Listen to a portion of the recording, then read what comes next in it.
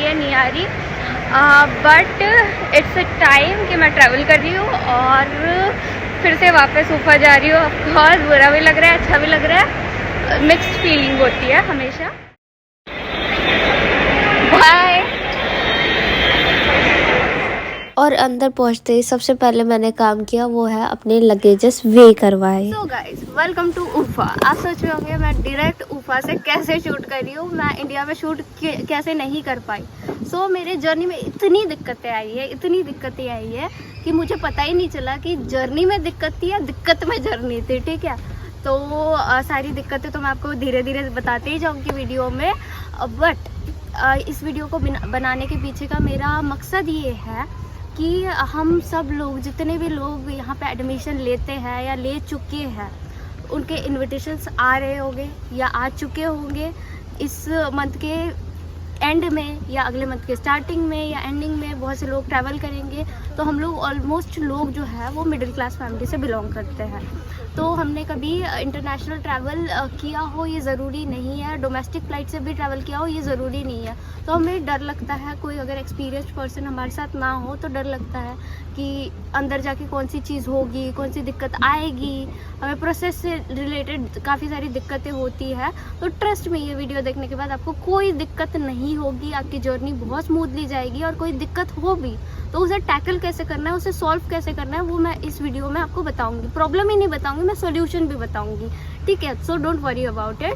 सो और ये वीडियो आप एंड तक ज़रूर देखना, क्योंकि हम सोसाइटी में रहते हैं बेसिकली।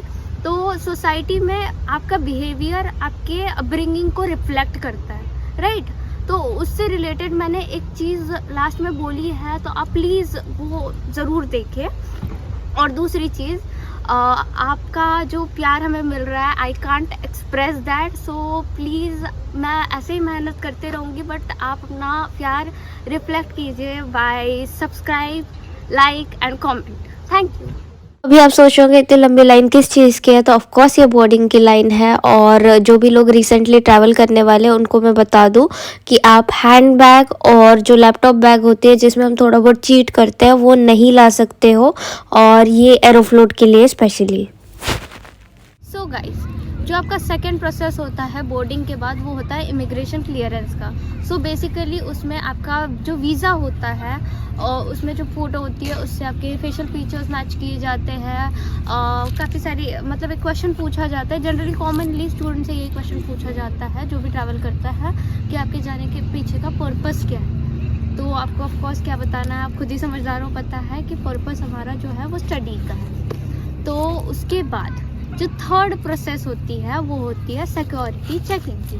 सिक्योरिटी चेकिंग में ऑफकोर्स अगर आपने बेल्ट पहन रखा हो या कुछ भी आपके पास, जैसे आपका एक कैबिन बैग होता है, कैबिन बैग देना होता है, कैबिन बैग में कोई मेटालिक चीज़ हो या कुछ हो वो निकाल के वहाँ पे रखना होता है।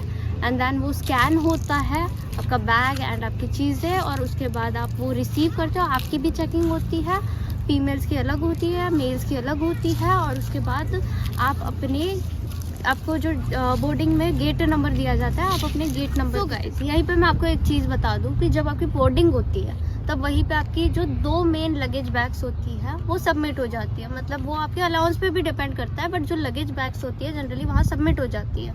और एक होती है आपके पास कैबिन बैग। जैसे मैं ट्रैवल करी थी, मेरा था अलाउंस 10 kg का कैबिन बैग में।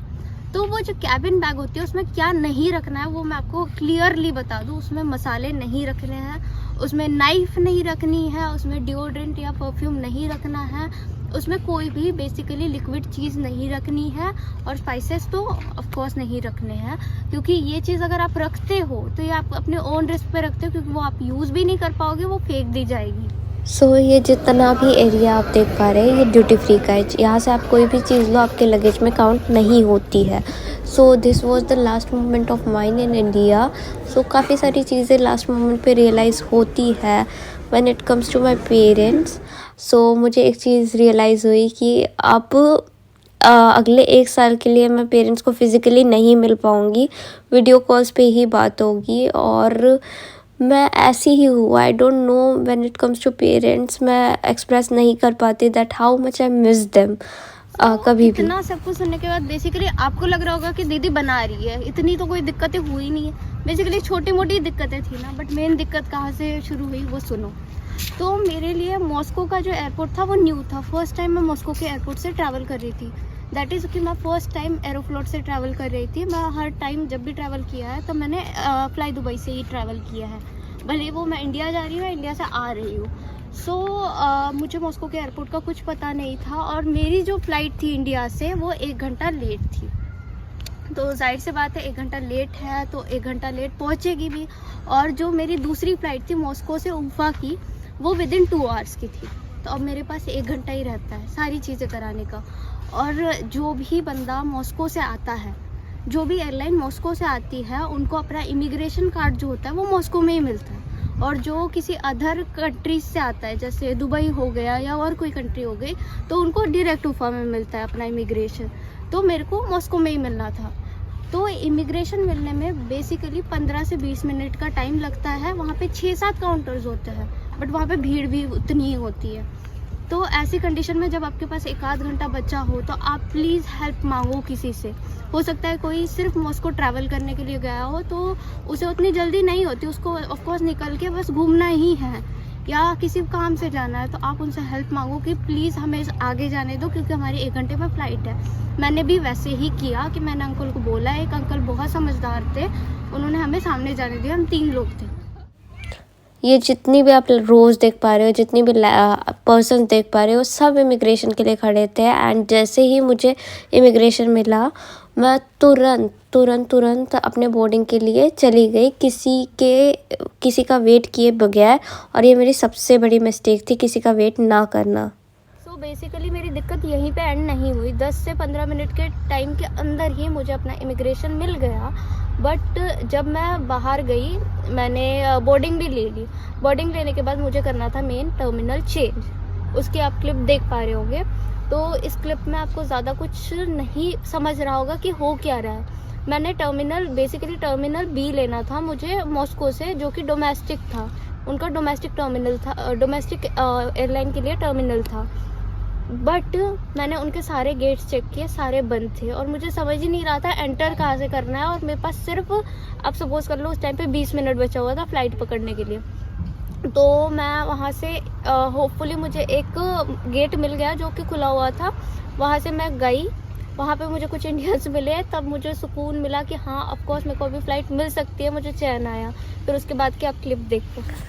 सो फाइनली मुझे अपनी बोर्डिंग मिल चुकी थी। एंड उसके बाद मुझे लगा सारी चीज़ें बहुत अच्छी जाएगी, बट हमारे साथ नहीं हो सकती। हम टर्मिनल बी पहुँचे और वहीं सारी दिक्कतें हुई। बट जैसे तैसे हमने फ़्लाइट पकड़ ली। एंड फ़्लाइट पकड़ने के बाद भी हमें यकीन नहीं हो रहा था कि लिटरली हमने पकड़ ली है फ़्लाइट। तो कोई बात नहीं, बट ये व्यू आप थोड़ा सा देखो, कितना मेस्मराइजिंग है। एंड सारी चीज़ों के बाद हम फाइनली उफ़ा पहुंच चुके थे। ये आप उफ़ा देख पा रहे होंगे। सो और एक चीज़ मैं बोलना चाहूँगी, जिस डेट को मैं उफ़ा गई वो था 19, और 19 को महाराष्ट्र का सबसे बड़ा फेस्टिवल जो सेलिब्रेट किया जाता है, दैट इज़ गणेश चतुर्थी था। सो गणपति बप्पा मोरिया, इसी के साथ हमारी फ़्लाइट लैंड हो चुकी थी। एंड बप्पा के आशीर्वाद से इसके बाद सारी चीज़ें सच में स्मूथली गई है। थोड़ी बहुत दिक्कत तो यार हर चीज़ में होती है, बट अगर आपको पता हो कि चीज़ों से कैसे डील करते हैं, दैन एवरीथिंग इज़ फाइन। अभी तो मुझे लग रहा होगा प्रॉब्लम बस यही खत्म हो गई, बट लेकिन मेन पिक्चर अभी शुरू हुई। ठीक है, मैं उफ़ा पहुंच गई। उफ़ा पहुंचने के बाद मेरा एक लगेज, मतलब मेरे पास टोटल 2 लगेज का अलाउंस था, जो कि 23 kg का था, और एक 10 kg का वो मैंने खुद से कैरी करा हुआ था। तो ऑफकोर्स 10 kg का बैग मेरे पास था। मेरे को एक बैग मेरा जो 23 kg का था वो मिल गया, और मैं लास्ट तक वेट करती रही, जब तक बैगेज आ रहे थे वेट करते रही कि मेरा दूसरा बैगेज आएगा। बट ऐसा हुआ नहीं, मेरा बैगेज मिला ही नहीं, एक लगेज मेरा मिला ही नहीं। उसके बाद मैं गई हेल्प सेंटर पे।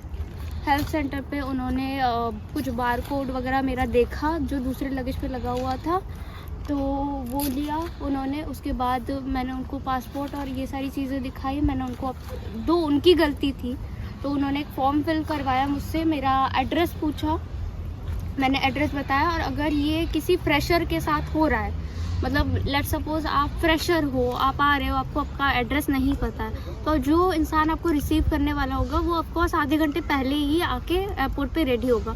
तो उनको आप पूछना कि भैया या दीदी मेरा एड्रेस आप बता दो कि किस एड्रेस पे मुझे अपना लगेज मंगवाना है। वो आपको एड्रेस बताएंगे, आप एग्जैक्ट जाके वो बताना और साथ में बगमू ऐड करना। एंड उसके साथ ही मैं बगमू बोल रही हूँ, आप जिस भी यूनिवर्सिटी में एडमिशन ले रहे हो उस यूनिवर्सिटी का नाम और हॉस्टल नंबर मेंशन करना।